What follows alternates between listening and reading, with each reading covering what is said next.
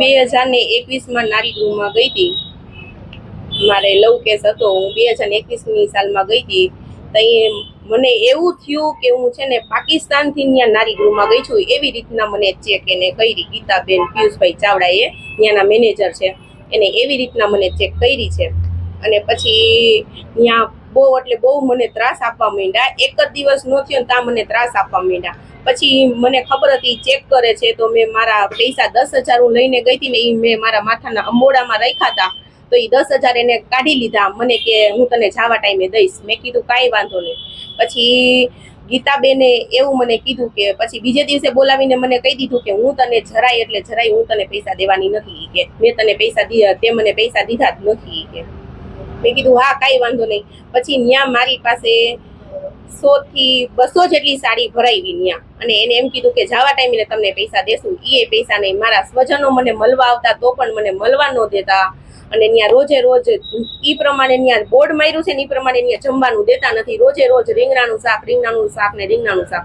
અને ત્યાં હું 6 મહિના સુધી રહી. ગીતાબેન ચાવડાને કેટલું બધું દાન આવતું હતું, લાખો રૂપિયાનું દાન આવતું હતું, તો પણ એ હગે વગે થઈ જતું હતું. એ કોઈ છોકરીઓને કાંઈ દીધો નથી. અને છોકરીઓને રોજ ત્રાસ. એ એમ જ કે પૈસા ફેંકો ને તમાશા દેખો, એવી રીતના એ ગીતાબેન કરતા હતા. અને જરાય કોઈના અમારા સ્વજનો આવે ને મળવા જ નહોતા દેતા. બારોબારથી કાઢી મેકતા હતા કે ના અમે તમને મળવા નહીં દઈએ કે. અને પછી બહુ ફોર્સ કરે. એને ખબર પડે કે આ રૂપિયાવાળા છે તો એની પાસેથી પૈસા આપડવી લેતા હતા ગીતાબેન.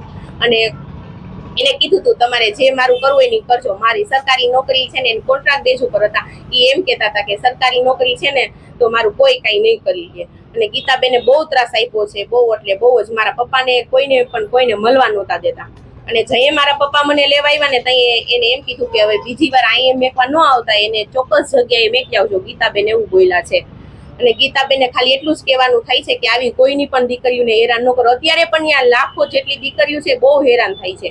અને દાન દે છે, બધું દે છે, તો પણ અને જનકસિંહ ગોહિલ છે ને એને પણ અમે ફરિયાદ કરવા ગયા હતા. એને પણ એમ કીધું કે તમારે જી કરવું એ કરી લેજો, હું ગીતાબેનને કાંઈ નથી કહેવાનું.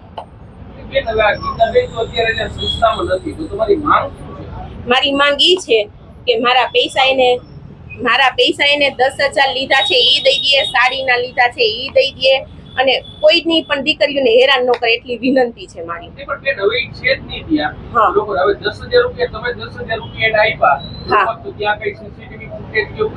બધે ફિટ સીસીટીવી કેમેરા છે, પણ એની ઓફિસમાં સીસીટીવી કેમેરા નથી. જગ્યાએ સીસીટીવી કેમેરા છે, પણ એની ઓફિસમાં જ નથી.